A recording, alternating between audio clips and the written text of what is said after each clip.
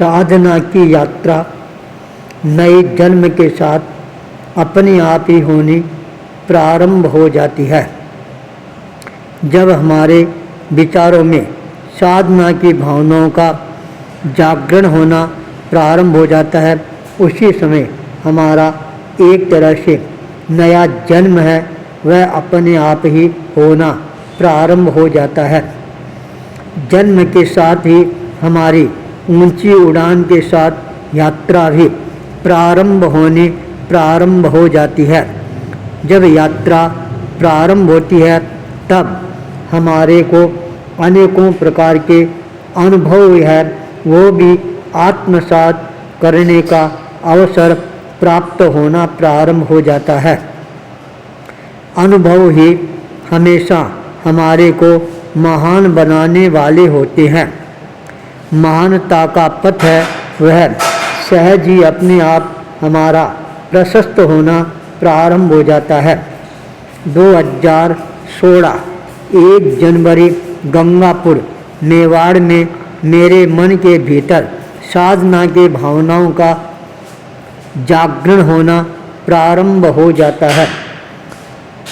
एक तरह से उसी समय मेरे पूर्व जन्म को तिलांजलि देकर पुनर्जन्म की ओर गतिशीलता के साथ अपने चरणों को साधना के पथ पर ऊंची उड़ान के साथ में आगे बढ़ाने की दृष्टि से अपने आप को नई दृष्टि ही प्राप्त होनी प्रारंभ हो जाती है। जब दृष्टि प्राप्त होती है तब अपने आप ही सृष्टि का नव निर्माण होना अपने आप ही प्रारंभ हो जाता है। धीरे धीरे यही दृष्टि बहिर्मुखता के साथ में अंतर्मुखता की ओर आगे बढ़ाना प्रारंभ कर देती है। धीरे धीरे साधना के पथ पर आगे बढ़ने का मार्गदर्शन है वह भी प्राप्त होना प्रारंभ हो जाता है। शिरयारी का प्रवास आत्म साधना की ओर आगे बढ़ने के लिए महत्वपूर्ण साबित हो जाता है। जो मेरे अपने कदम मारवाड़ से थली प्रदेश की ओर आगे बढ़ने प्रारंभ किए, मेरे को यह अनुभूति होनी प्रारंभ हो जाती है अब मेरे कदम हैं सही दिशा की ओर साधना के पथ पर अग्रसर बनते जा रहे हैं। राजस्थान का 2020 का अंतिम चातुर्मास संपन्न करने के पश्चात अपने जीवन का अंतिम चातुर्मास 2021 का लुधियाना शहर की ओर गतिशील बनने के लिए अपने आप को तैयार करना प्रारंभ कर देता हूँ। उस समय मन में जो भी विचार आते हैं उन विचारों को अपने जीवन में आत्मसात करने का प्रयास करना प्रारंभ कर देता हूँ। अनेकों व्यक्तियों के साथ संपर्क स्थापित करने का भी प्रयास करना प्रारंभ कर देता हूँ। अनुभवी व्यक्तियों का संपर्क है वह साधना की दृष्टि से और ज़्यादा महत्वपूर्ण भूमिका अदा करने वाले बन जाते हैं। इस दृष्टि से जब मैंने आत्मचिंतन करना प्रारंभ किया तब मेरे मन में यह भावना जागृत होनी प्रारंभ हो जाती है। अच्छे व्यक्तियों का योग मिलना यह अपने आप में और भी ज़्यादा महत्वपूर्ण बन जाता है। लुधियाना शहर में चातुर्मास चल रहा था। उस समय सरदार शहर से एक नवयुवक जो व्यवसाय की दृष्टि से राजस्थान की राजधानी जयपुर में रहता है, जब वह दर्शन करने के लिए आता है सहज एक बात चल पड़ती है ज्योतिष विद्या के बारे में। उसने मेरे को कहा, मुनिश्री आपका जब से लुधियाना में प्रवेश हुआ है चातुर्मास करने के लिए, उस समय डॉक्टर भट्ट है वह आपके पास में आए थे। उन्होंने आपको कहा था मैं समय समय पर आपके चरणों में उपस्थित होता रहूँगा।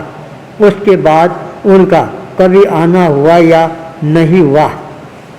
मैंने कहा, दिलीप हमारा इधर आना हो जाता है और उनसे हमारा संपर्क है वह नहीं रहता है।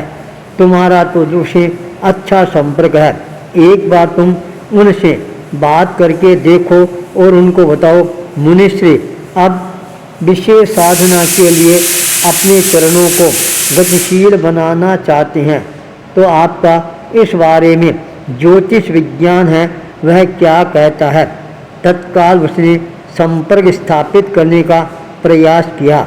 वह उसका एक तरह से निजी फैमिली के रूप में माने जाने वाला व्यक्ति था।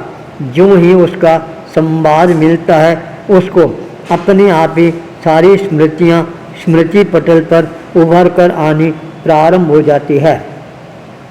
केलवा में जो एक बार मिले थे, बातचीत हुई थी, वह भी उन्हें स्पष्टता के साथ में बता दी थी। उन्होंने कहा, मैंने मुनिश्री से निवेदन किया था 4 वर्षों के बाद आप साधना के पथ पर आगे बढ़ने के लिए अपने आप को पूर्ण रूप से संकल्पबद्ध बनाकर तैयार कर लेंगे।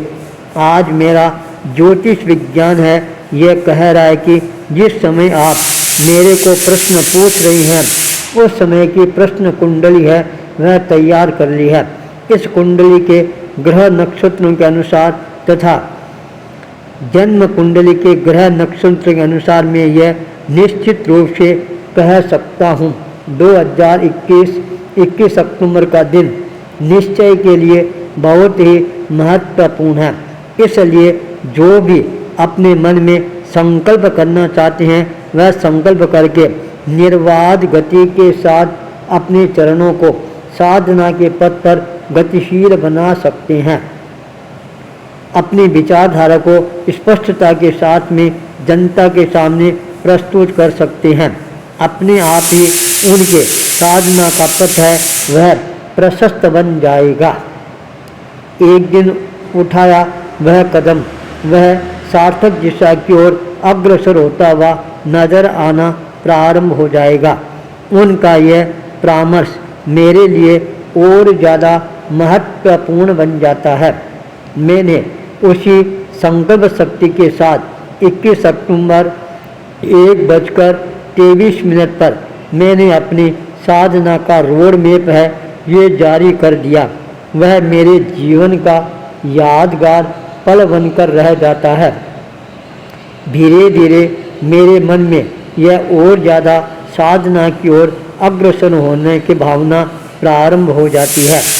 पूर्णाहुति का दिन आता है 27 जनवरी 2022 श्री डूंगरगढ़।